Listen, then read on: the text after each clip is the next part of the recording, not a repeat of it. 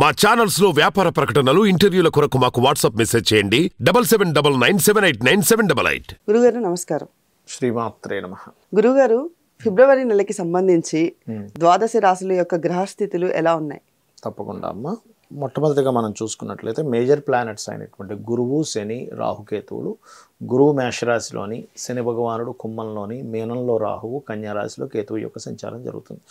అదేవిధంగా కుజుడు, బుధుడు, శుక్రుడు వచ్చేసి ఇప్పుడు ప్రజెంట్ ఉన్న కండిషన్లో ధనుసు రాశిలో ఉన్నారు. దాని తర్వాత మకరంలోకి ఎంటర్ అవుతున్నారు. కుజుడు 6వ తేదీ, అదేవిధంగా శుక్రుడు 12వ తేదీ, బుధుడు 2వ తేదీ మకరంలోకి వెళ్తున్నాడు. ఆల్రెడీ మకరంలో ఉన్నటువంటి రవి 14వ తేదీ ఫిబ్రవరి నుంచి కుంభంలోకి వెళ్తాడు.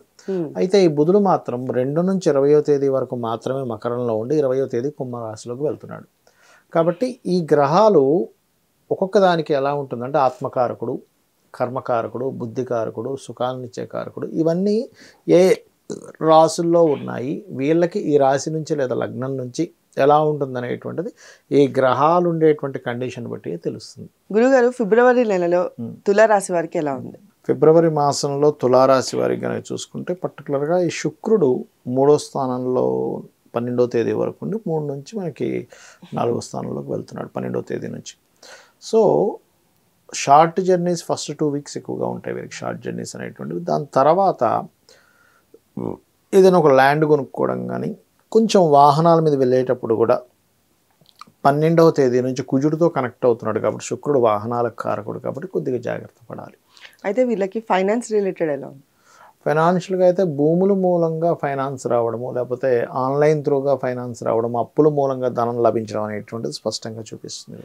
కుటుంబం పరంగా, కుటుంబ పరంగా కూడా కొన్ని కఠినమైనటువంటి నిర్ణయాలు తీసుకోవాల్సిన పరిస్థితి ఉంటుంది. కుటుంబ సభ్యుల కోసం ఏదైనా భూమి తీసుకునేటువంటి పరిస్థితి ఉంటుంది.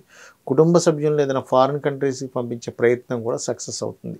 జాబ్, బిజినెస్ రిలేటెడ్ జాబ్స్ అయితే చాలా ఈజీగా వీళ్ళకి కొంచెం ట్రై చేస్తే వచ్చేస్తాయి, అందులో ఎటువంటి డౌట్ లేదు. బిజినెస్ విషయంలో మాత్రం 14 ఫిబ్రవరి నుంచి కొంచెం స్ట్రెస్ఫుల్గా ఉంటుంది బిజినెస్. అంటే ఏదో ఒక ఐడియా చేస్తాం, అరే ఇది ఫ్రూట్ఫుల్ అవ్వలేదేంటి, ఇటువంటి కండిషన్స్ చూస్తారు వీళ్ళు.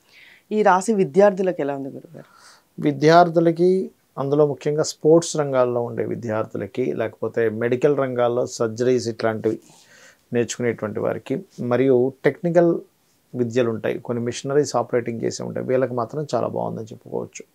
ఓకే, ఈ రాశి యొక్క సంతాన విషయంలో, సంతాన సంబంధించిన విషయంలో మాత్రం కొంచెం ఈ రాశి వారికి నేను చెప్పే సజెషన్ ఒకటే, రవిశనులు కలుస్తున్నారు కాబట్టి పంచమ స్థానంలో వీలైనంత మట్టుకు 20వ తేదీ నుంచి, అంటే ఆల్మోస్ట్ ఈ లాస్ట్ 2 వీక్స్ కూడా కొంచెం ఈ సంతాన సంబంధించినటువంటి విషయంలో జాగ్రత్తగా ఉండమని చెప్తా. IUIలు, IVFలు చేయించుకునేవారు కొంచెం చూసుకొని చేసుకోవాలి. ప్రాపర్టీ రిలేటెడ్ ప్రాపర్టీస్ అయితే బాగుంది, ఇందాక చెప్పాను కదా ఆల్రెడీ, ఏదైనా భూములు కొనుక్కుంటారు 2nd వీక్ నుంచి 3rd వీక్ నుంచి అని. ప్రేమ వివాహ యోగాలు, ప్రేమ సంబంధించినవి తులారాశి వారికి కూడా కొంతవరకు 2nd week, 3rd and 4th week మంచిది కాదని చెప్పుకోవాలి, ఎందుకంటే రవిశనులు కలుస్తున్నారు అక్కడ. వీళ్ళకి పాటించాల్సిన రెమెడీస్ ఏమైనా ఉన్నాయి గురుగారు? పాటించవలసినటువంటి రెమెడీస్ అంటే ఒకటేనమ్మా, ఇక్కడ రవి శని గ్రహాల దగ్గర దీపారాధన చేస్తూ సూర్య ఆరాధన, సూర్య నమస్కారాలు చేసి, ఇందాక మీరు అన్నారు ప్రేమ వ్యవహారాలకు సంబంధించిన 14th నుంచి ఎప్పుడైతే మీకు సన్ 5th హౌస్లోకి వెళ్తున్నాడు, ఆపోజిట్ ఎనర్జీ ఉన్నటువంటి రవి దగ్గరికి, శని దగ్గరికి వెళ్తున్నాడు. దీనివల్ల ఏమవుద్దంటే అనవసరమైనటువంటి గొడవలు, ఎవరికో ఏదో ప్రపోజ్ చేయడం వల్ల, లేకపోతే ఆల్రెడీ ప్రేమ వ్యవహారాలు ఉన్నటువంటి వారికి విభేదాలు రావడం ఇస్తుంది అక్కడ. అలాంటప్పుడు సూర్యభగవాను చూస్తూ ఓం మిత్రాయ నమః అనే మంత్రం చేసుకోవడము చేసిన, లేదా లలితాసహస్రనామాలు చదివినా ఖచ్చితంగా క్లియర్ అవుతుంది. అయితే గురుగారు, మనకి చాలా మందికి డేట్ ఆఫ్ బర్త్ కానీ, లేకపోతే అసలు జాతకం అనేది తెలియని వాళ్ళు ఉంటారు. మరి వాళ్ళకి సంబంధించి ఏదైనా చెప్పాలి అంటే ఎలా? ఒకటేనమ్మా, వాళ్ళకి సంబంధించి చెప్పాలంటే ఇప్పుడున్న గోచార గ్రహస్థితులు చెప్తున్నాయి. ముఖ్యంగా స్త్రీలు ఉన్నారనుకోండి, జాతకం లేదా వాళ్ళ దగ్గర, వాళ్ళు ఏదైనా ప్రయత్నం చేస్తున్నారు, సక్సెస్ అవ్వాలి, ఏం చేయాలి? నవగ్రహాల్లో కుజ బుధ గ్రహాల దగ్గర దీపారాధన చేసి వాళ్ళు కనుక ప్రారంభించినట్లయితే సక్సెస్ అనేటువంటిది అవుతుంది, గుర్తుపెట్టుకోండి. అలాగే స్త్రీలకి ఎవరికైనా సరే ఉద్యోగం రావట్లేదు, ఆంజనేయ స్వామి ఆలయం కానీ స్కంద ఆలయానికి కానీ వెళ్తూ ట్రై చేసినట్లయితే అవుతుంది. అంటే ఇప్పుడున్న గ్రహస్థితి రీత్యా అదేవిధంగా పురుషులకి ఉద్యోగ అవకాశాలు రావట్లేదు, వాళ్ళకి జాతకం లేదు, ఏమీ తెలియదు, అసలు నక్షత్రము రాశి ఏమీ తెలియదు, రాయలేదు, కానీ ఉద్యోగం దొరకట్లేదు. అలాంటి వారు చేయవలసింది ఏమిటి అంటే నవగ్రహాల్లో శని రవి గ్రహాల దగ్గర దీపారాధన కనుక చేసినట్లయితే అన్ని విధాలా బాగుంటుంది. అదేవిధంగా కొంతమందికి అనారోగ్య సమస్యలు ఉంటాయి, అటువంటి వారు కూడా శని రవి గ్రహాల దగ్గర దీపారాధన చేయడము, మరియు ఏదైనా మెడిసిన్ తీసుకునేటప్పుడు ఇప్పుడున్న గ్రహస్థ రీత్యా క్రీం అచ్యుత అనంత గోవింద అనే నామస్మరణ చేస్తూ మెడిసిన్ తీసుకోవడం కనుక చేసినట్లయితే కూడా అద్భుతంగా పనిచేస్తుంది. కొంతమందికి అనారోగ్య సమస్యలు అధికంగా ఉంటాయి, అలాంటి వారు సూర్య భగవాను చూస్తూ సర్వవ్యాధి ప్రశమని సర్వమృత్యు నివారిణి అగ్రగణ్య అచింత్య రూప కలికల్మషనాశిని అయిన మహా అనేటువంటి నామస్మరణ చేసుకుంటే కూడా అద్భుతంగా ఉంటుంది.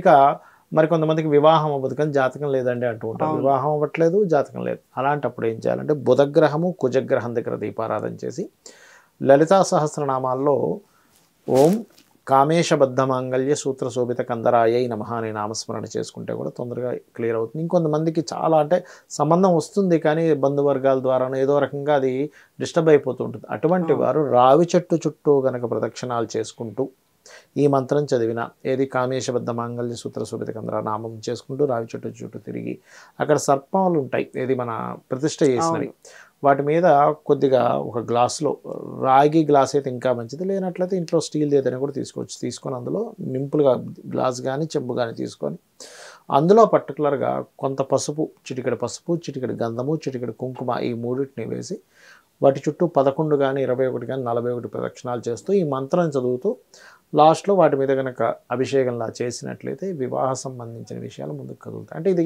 జనరల్గా అంటే వాళ్ళకి అవ్వట్లేదు, లేదంటే అసలు ఉద్యోగమైన వివాహమైన ప్రతి సంతానమైన ఆటంకమే జరుగుతుంది అన్నప్పుడు గణపతిని అర్చించాలి. రెగ్యులర్గా కనుక ఒక్క ఉదయం నిద్ర లేచిన వెంటనే కాసేపు ఇలా కూర్చొని ఓం గం గణాధిపతి అయిన మహాన్ ఒక 20 నిమిషాలు చేసుకుంటూ ఆ గణపతి పూర్తిగా నాకు ఈ సమస్య నుంచి బయటపడేస్తాడు, రక్షిస్తాడనే భావనతో గనక చేసినట్లయితే ఖచ్చితంగా 100% వీళ్ళకి ఉన్నటువంటి సమస్య తీరుతుంది. ధన్యవాదాలు. శ్రీమాత్రే నమః.